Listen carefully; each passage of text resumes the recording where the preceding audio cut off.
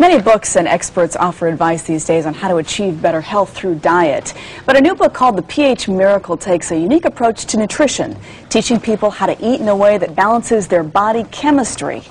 It was written by Dr. Robert Young, a microbiologist and a nutritionist, and his wife, Shelley Redford Young, who is a chef. Robert and Shelley, good morning. Nice to see you. Good morning. I should say, first off, tell everyone that I actually wrote the foreword for your book. You asked me to do that. Thank you so much. We met about 10 years ago when you first started this plan. So tell me first off, tell everyone, what is the pH Miracle? What does that mean? Well, the pH Miracle is about changing lives and saving lives. It's a revolutionary scientific medical approach, a new idea, a new theory about how to, well, the theory is one sickness, one disease, one treatment, which is revolutionary, that disease is an expression of states of imbalance, that how we feel really has to do a lot about balancing our internal terrain.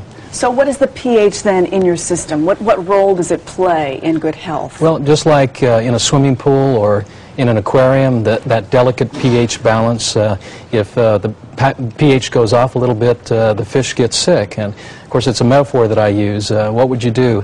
Would you treat the water or treat the fish or change the water?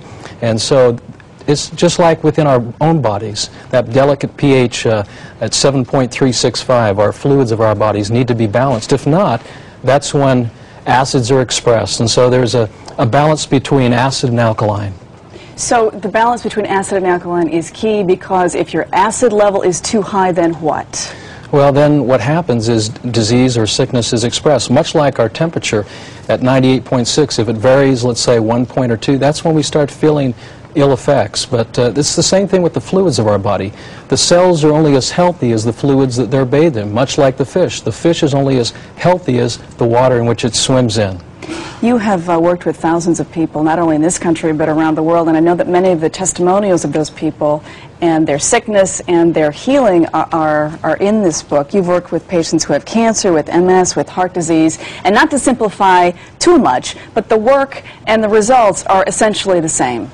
Well, it really comes back to that foundational theory that this one sickness, one disease, one treatment, that due to an inverted way of living, eating, and thinking, which disturbs the central balance and creates acidity within our systems, that then cells start breaking down, which then expresses various symptomologies. It's really not, the book is really not about disease, but it's really bringing balance to our internal fluids of our body. So how do you change that balance?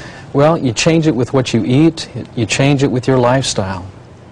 Foods that are less acidic would be what? And I should turn to Shelley for that answer. Right. Foods that are less acidic would be considered alkalizing. So we're going to go straight to the garden, first of all, to plants that have the molecular structure like our own blood.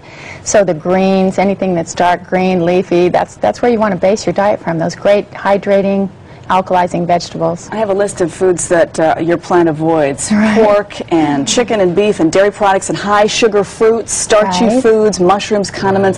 That about covers everything in the refrigerator, doesn't it? What is left? Yeah, that's the big question we get. So if 80 or 90% of our diet is acidic, that's a big clue to us. That's a big red flag. It's also reflective of why diseases are on the rise today. So it helps us to know which way to go, and that's, again, back to the garden, back to the greens, back to God's butter, avocado, you know, those types of things. You mentioned the 70-30 rule. Right, 70-30. Our earth is 70% water, 30% matter. My body is 70% water, 30% matter. So I teach people to build their plate the same way. 70% hydrating foods, 30% matter.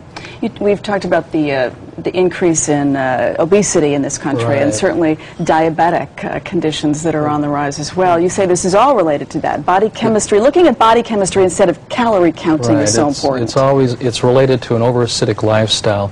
That obesity really is not about fat, it's about acid. And so when I see an overweight person, I don't perceive them as obese per se or fat. I perceive them as over-acidic. The body retains fat to bind to acids. It's a protective mechanism. It's a preservation mode that the body goes into to try to preserve and sustain and maintain the integrity of the internal organs. Tell me about your favorite testimonial.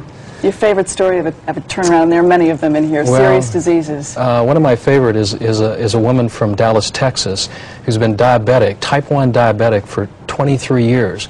Within 30 days on this program, she is totally and completely off insulin, and she was taking 120 units a day, and she is now diabetes-free. Her pancreas is now functioning.